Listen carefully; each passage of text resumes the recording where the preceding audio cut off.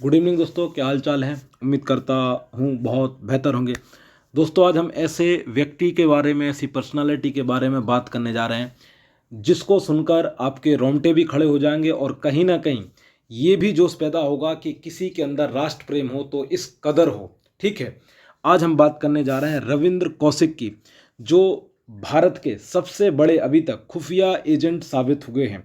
ठीक है, और इन्हीं को इंदिरा गांधी ने इनकी योग्यता, इनकी काबिलियत और इनकी चतुरता के लिए ब्लैक टाइगर का टैग दिया था। क्या दिया था इनको? ब्लैक टाइगर का टैग दिया था इनको इंदिरा गांधी ने, उस समय जो अपनी प्राइम मिनिस्टर हुआ करती थी। ठीक है, ब्लैक टाइगर दिया गया था किसको? रविंद्र कौशिक को। रविंद्र कौशिक को ये टैग दिया गया था।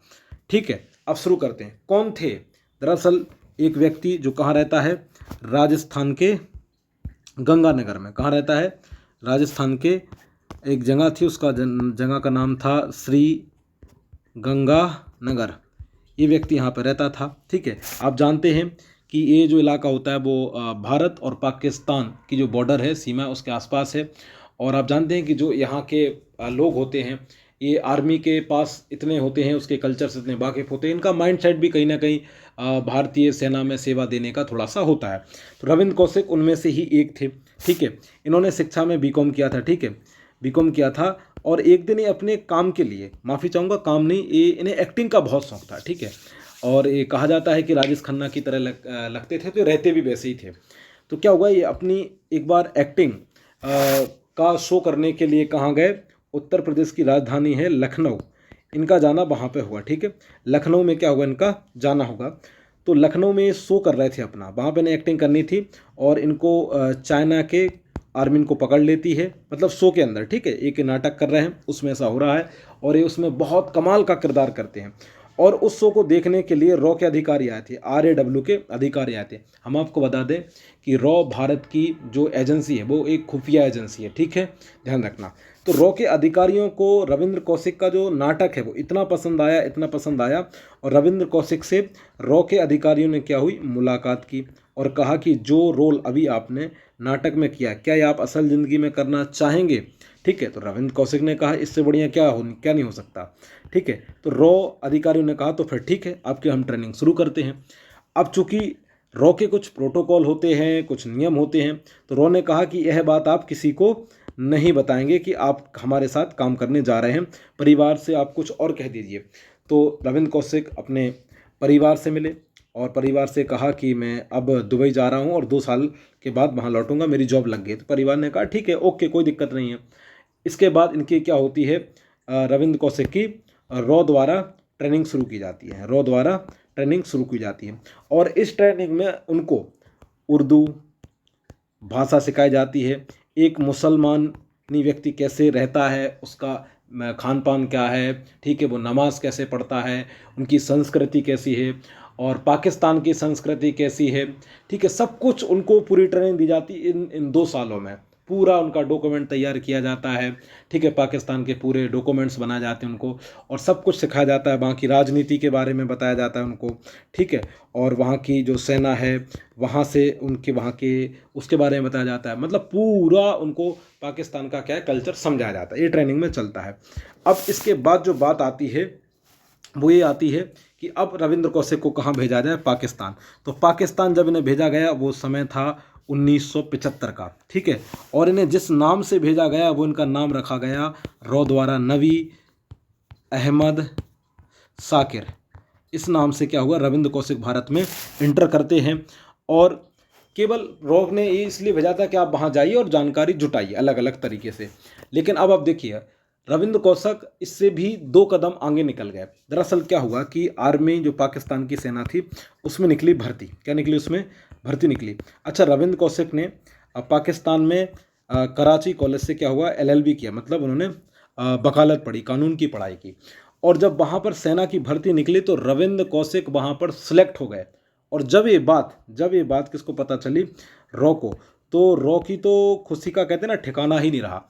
मतलब एक व्यक्ति जिसे हमने दूसरे देश में भेजा है अपनी उसकी देश की जानकारी जुटाने के लिए कि वो हमें वहाँ की जानकारी भेजे, और अगर वो व्यक्ति उस देश की सेना में ही चला जाए मतलब इससे बढ़िया कोई चांस नहीं हो सकता, ये हमारा लक था, ये सबसे बढ़िया हमारा सौभाग्य था। ठीक है, खैर रविंद्र कौशिक सेना में भर्ती होते हैं और उस सेना के एक बड़े अधिकारी की बेटी से क्या कर लेते हैं, विवाह भी पाकिस्तान में कर लेते हैं। ठीक है, विवाह करते हैं, इनसे ने क्या होता है, एक बच्चा भी पैदा होता है। ठीक है, इसके बाद रविंद्र कौशिक लगातार भारत को सूचनाएं भेजते रहते हैं और ये काम बहुत अच्छे से चल रहा था। ठीक है, इसमें कोई दिक्कत नहीं थी। लेकिन क्या हुआ, इसी दौरान एक उनके भाई की शादी हुई, तो भाई ने क्या हुआ, उनको बुलाया परिवार ने।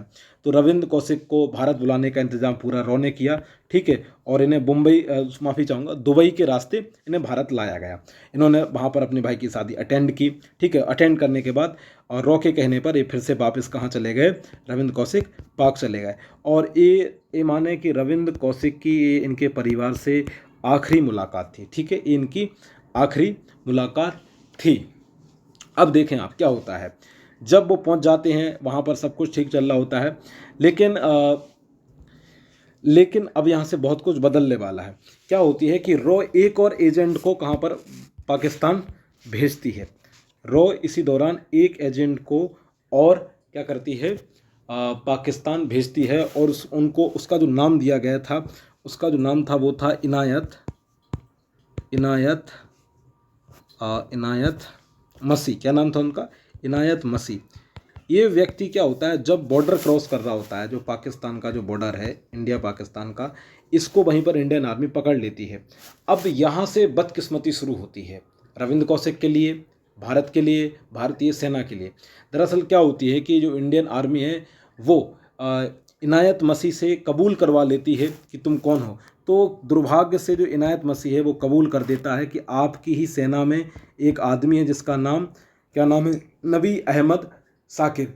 असल में वो नहीं, उसका नाम जो है वो रविंद्र कौशिक है और वो है एक इंडियन एजेंट है।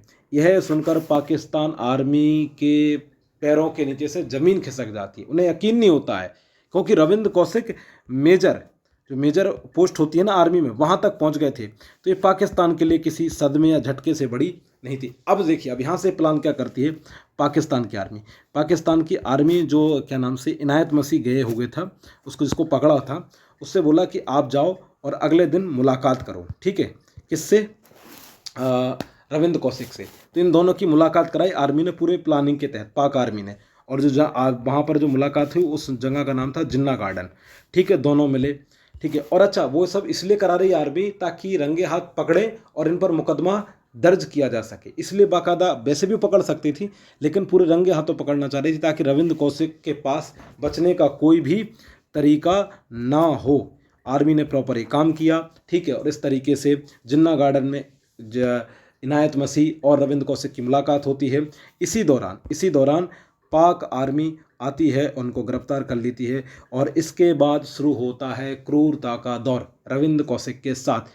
इतना टॉर्चर किया जाता है। हम आपको बता दें दोस्तों कि यदि कोई देश का एजेंट इस तरीके से पकड़ा जाता है तो बहुत कम चांस होते हैं कि उस देश की सेना, उस देश की सरकार इस बात को कबूल करे कि वही हमारा ही व्यक्ति है। ठीक है, रविंद्र कौशिक ने लगातार भारत सरकार को पत्र लिखे कि आप हमारी मदद करिए। ठीक है, और लेकिन भारत सरकार इस बात से क्या कहते हैं, मना कर देती है और इस धर से कोई इतना प्रयास नहीं किया जाता है। रविंद्र कौशिक यह तक कहते हैं कि यदि अगर मैं अमेरिका का होता तो अमेरिका यहाँ से मुझे 2 या 3 दिन में निकाल लेता। लेकिन खैर, इस तरीके से रविंद्र कौशिक को क्या होता है, पकड़ लिया जाता है, गिरफ्तार कर लिया जाता है और उन्हें जेल में ही क्या होती है, टीबी की बीमारी हो जाती है। ठीक है, फिर आगे जाके उन्हें हार्ट अटैक भी हो जाता है और इसके बाद उनकी क्या होती है, मृत्यु हो जाती है। ये देखिए कि एक व्यक्ति इस देश के लिए लड़ा, उसने अपने प्राण तक दे दिए, लेकिन उसके साथ अंतिम में क्या होगा, ठीक है, उसका ये मलाल रहता है कि सरकार ने वो भरोसा नहीं दिया, वो प्रयास नहीं किया जो उन्होंने उस देश के लिए किया।